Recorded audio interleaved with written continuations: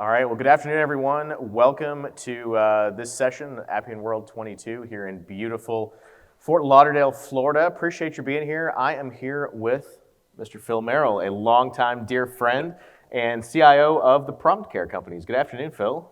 Good afternoon. Good afternoon, everyone. Yes. My name is Fritz Haimberger. I've been here at Appian 7 years. I look after our healthcare division, both payers and providers globally. And I am just beyond thrilled to be able to sit here with Phil. Phil and I have known each other for going on 7 years now. And we're very excited to spend the next 20, 25 minutes with y'all. So thanks for being here. What I really wanted to do, Phil, I know your story, but I know everybody else out there is very excited to kind of hear the journey that you've gone on with Appian. So I'm very excited to let you share with them. Okay, well, great. Well, first, nice to meet everybody. So Phil Merrell, CIO of the PromptCare Companies. I started my journey with the Appian platform back in 2014, so it's been 8 years. In my first endeavor, I was working with a Medicaid, Medicare health plan, and the challenges that we faced were centered around our provider engagement. So for all the providers being, the physician offices, the health systems, and the like of those, engaging with us, the contracts, the negotiation on structured fees and everything else we had. Across the 18 health plans that we managed, it was kind of a loose, unstructured event that occurred, and it became difficult to really understand, who was on first and what's on second, right? And so that was really where I had my first opportunity to work with the Appian platform, and it was a smashing success. And so from there, I moved on to another company, and the challenge we faced in this organization was one of the largest health plans in the country. And they had 8 core systems that provided basically prior authorization capabilities for various clinical lines, musculoskeletal, genetic disorders, things along those lines. And all 8 systems had assets that were common across the 8, but basically they operated disparate systems, and we needed a 9th new system for some more cutting-edge genetic and musculoskeletal type operations. And so I leveraged the Appian platform to do 2 core things there. We leveraged it to bring all 8 of those systems together and reuse functionality in systems so that we didn't have to build net new. And it allowed us to build a unified orchestration and interface to all 8 systems, and without having to do, we built 10% of the code for the 9th new system. And the reason it was only 10% code for that 9th new system is because I was able to reuse common assets across the other 8 systems because of the Appian platform itself. And it led me to here today, my third organization where I've brought the Appian platform in our case. We were facing some challenges across basic business operations around patient onboarding, audits, and our therapy reviews. And from there, I focused on how can we get a platform that would allow us the great flexibility to fit the enhancements that we needed for our processes and allow us the flexibility to do it our way. But yet, give me the opportunity to be an open architecture so I can take on whatever challenges that may arise in the future, unforeseen to us. Absolutely. No, and we see that so often in the healthcare world, right? You've got the 2 ends of the continuum. You've got the COTS solution, the off-the-shelf option, where, you could probably pull it off the shelf and get it implemented in maybe 6 months or so, and it might get 40, 50, 60% of what you were hoping to get done actually done. And if you want to do any kind of customization, you're going to have to break the entire thing down, put it back together, hope it comes together in a mishmash that you can ultimately make operationally viable again. Right. And of course, you got the other end of the spectrum, the whole custom code, pixel perfect, going to that CIO asking for 21 developers for the next 18 months. Correct. And hoping that you're not going to completely break the bank after the year and a half. So that's awesome to hear that A, the flexibility that Appian provides, B, certainly the ability to get it operationally viable quickly, and being able to make those changes on the fly. Correct. As those, whether they be federal regulations, local, state regulations come down the pike, just your business, plain and simple, changing. That's awesome. Your partners, even think about the providers. Sometimes doctors want to work in a certain way. being able to meet their needs while still meeting all your regulations and stuff. So I love that. Well, let's talk about the process journey and kind of how you've, obviously we've kind of looked at your journey personally with the Appian platform. Let's talk more about PromptCare and what you've done there. So the challenges that we faced at the PromptCare Companies actually started with a division of PromptCare called the ARJ Infusion Services. And a little bit about ARJ Infusion Services, understand, is a home infusion specialty pharmacy business line. So we deal with a lot of different things. If you need infusions for various drugs for, support bleeding disorders or various other rare diseases out there, our focus has been on providing that at-home, in-home service and care for you and the drugs that are associated with that. The challenge that we faced, its first place was in our referral business, just the length of time it was to bring patients on board. In many cases, patients need this care quickly, and it was taking us sometimes weeks to get to where we can get a patient onboarded, their benefits verified, and understand where things were at. And then from our therapy review, sometimes a doctor will be working with us for a given therapy, and then they'll refer a patient to us for a therapy that we don't provide. So having the ability for us to very quickly determine, can we provide this service? Do we have access to the necessary drugs? Having that ability to quickly touch that, review it, understand it, make a business decision on whether we can deliver that. In some cases, that was taking upwards of 40 or 50 days to get done. And our audit process, a lot of these payers spend tremendous amount of dollars. We've got some infusions that we do will cost upwards of $80,000 per infusion. And so these payers want to understand, what are the outcomes for the claims that are being submitted? How can we verify that we actually had the actual right drug in the infusion, and just basically verifying that what we did was what we said is what we did, and being able to also show proof that the outcome was actually achieved. And those processes were taken in some cases months to get done. And so the journey that we faced with ARJ was, how do we drive more efficiency, understand where the delays are at, understand exactly where the process is going, and making sure that we were consistent in the delivery of that process. And that was where the Appian platform offered its opportunity for us. That's very fair.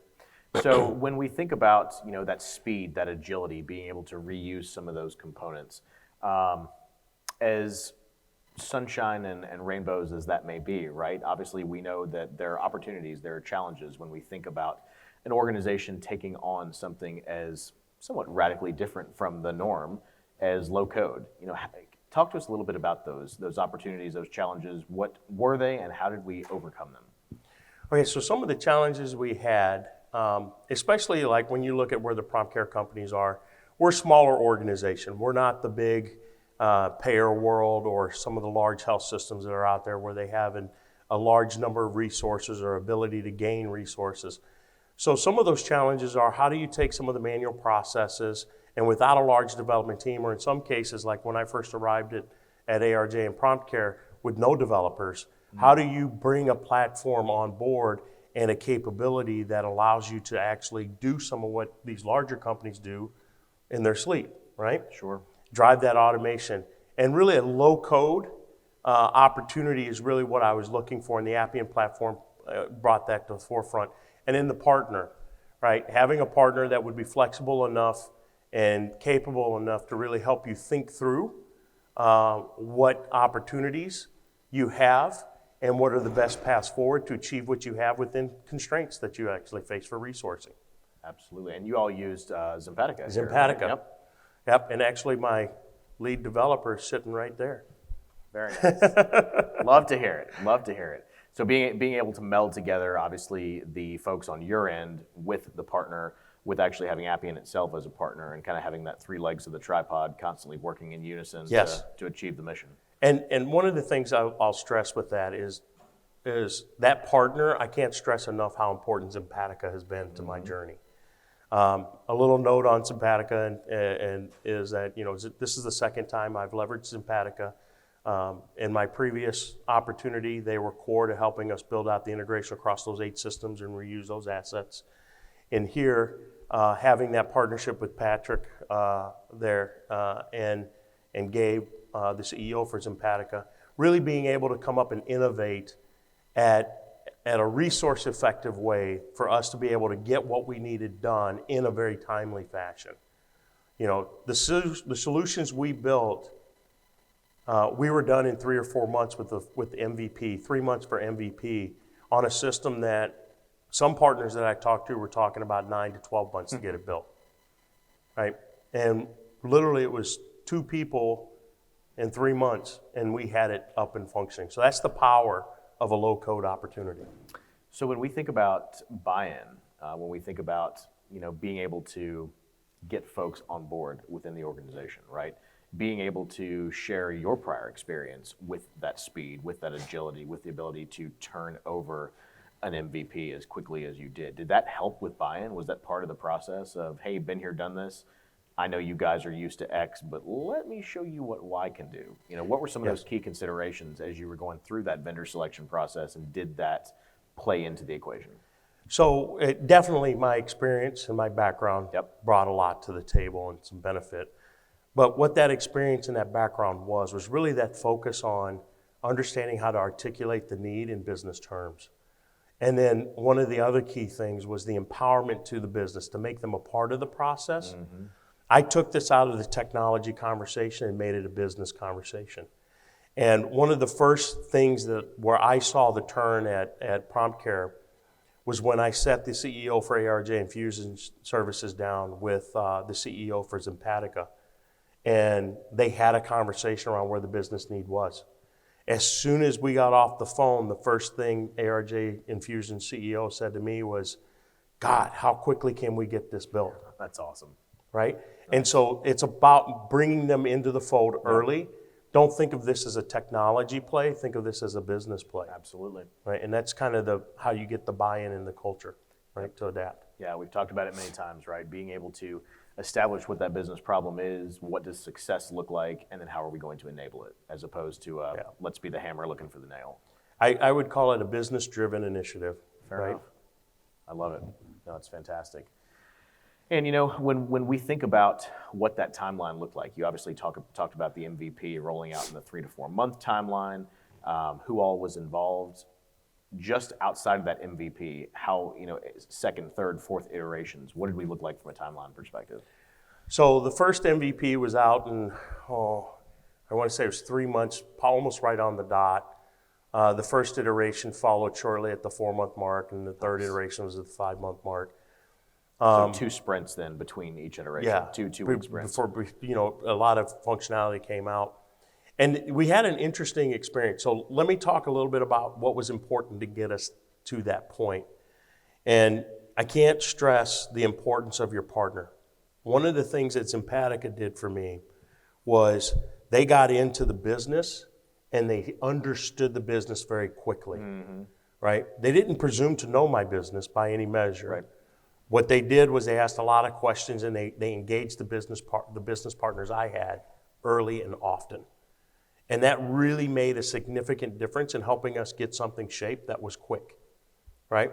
And the key part about it was I had an organization that did not understand Agile at all. Matter of fact, a lot of the comments I got back from my business partners were, are you talking about being flexible, like stretching? That kind of Agile? And I was like, no. It's a delivery methodology.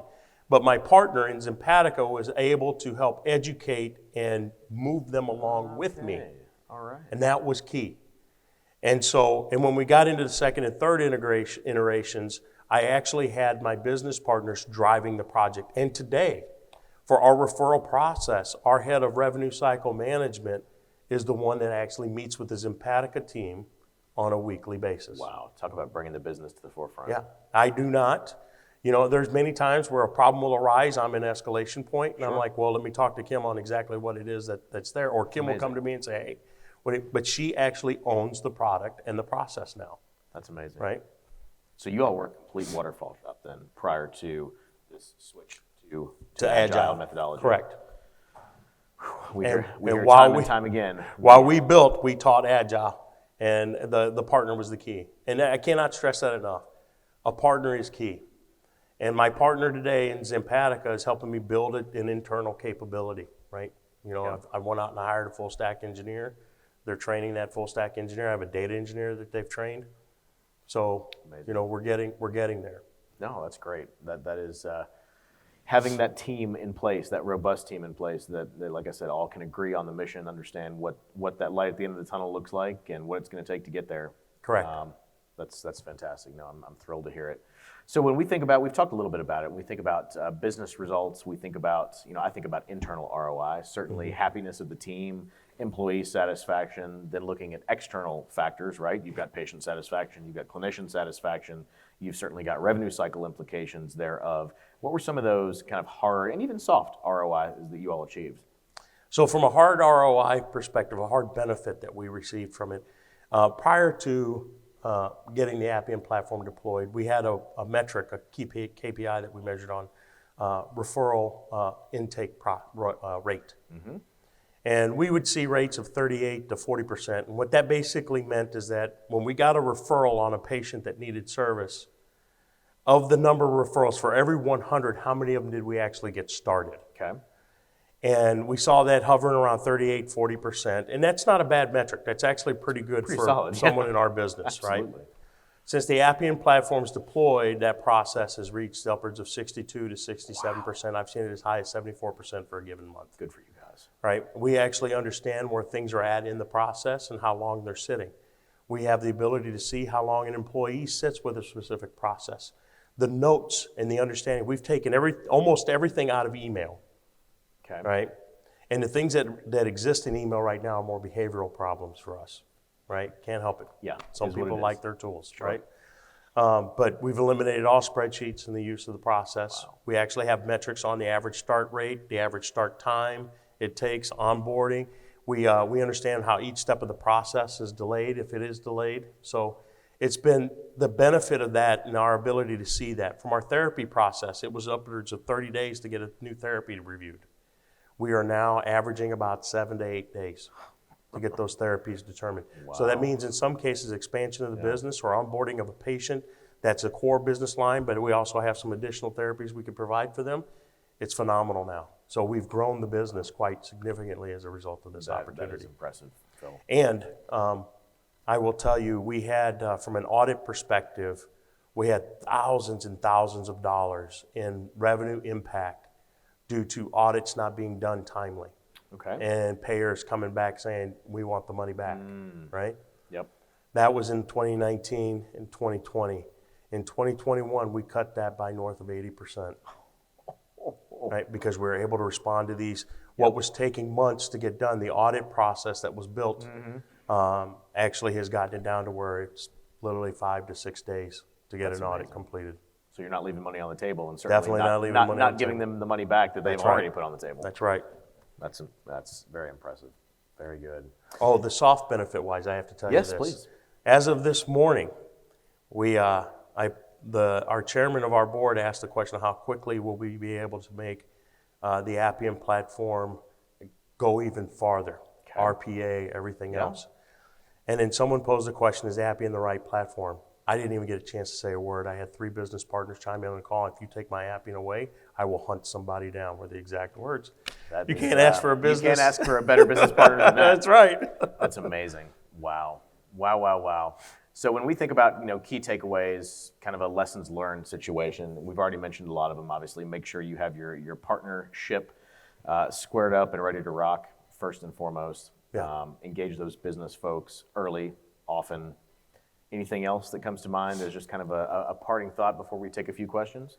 What I will tell you is really understand what the end in mind is, right? Start with the end in mind. What's the mission? Yeah, and measure. That's the last piece of advice I'd give. Amazing. No, that's awesome. And we kind of talked as well about the future plans, obviously, what you all are thinking down the road. Do you want to share any details on that, or would you rather so keep a little bit about mum? the future plans for us, right? As we take a look at this, and I won't get into too many specifics. Sure, I didn't right? figure you wanted to. That's all good. But we're in our I always work off a crawl, walk, run model, right? We're in the crawl phases with the Appian platform at the PromptCare Companies. And our next generation of application, our next set of efforts are going to get into intelligent document processing. And then we're going to migrate into RPA. Nice. And then we're going to start incorporating machine learning, AI capabilities. And all of that will happen over the next 12 to 18 months. Wow, pretty rapid. Yeah, well, anyone who works with me knows that I have no patience for time. I love it. No, that's fantastic. That is fantastic. Well, I'll tell you what, if anybody has any questions, we can certainly take them here. Else, you see a QR code on your screen, feel free, scan. We've got a question right here. Yes, ma'am.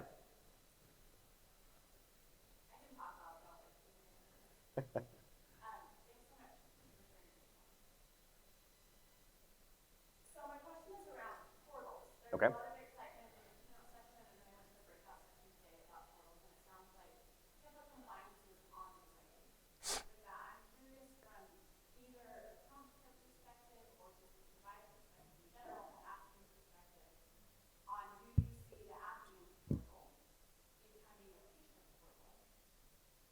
So,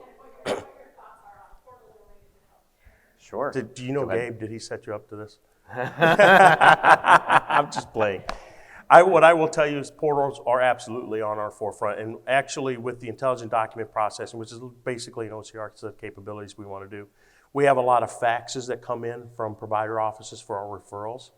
And one of the things we're looking at with the portals to do today is have a one-way set of communications, because we can secure the channel that Appian talks to us on and the Appian portal talks to us on. So we can become HIPAA compliant from that perspective. And what we're going to put up first is the ability for, what we're exploring is the ability for the patients and the referral sources to submit the applications and all the necessary documents to us in a secured channel. So even though it's not achieved full HIPAA compliance, we can secure that pipe between the two interfaces and allow us to receive that in a HIPAA compliant manner. So it absolutely is the option that we're looking at right now.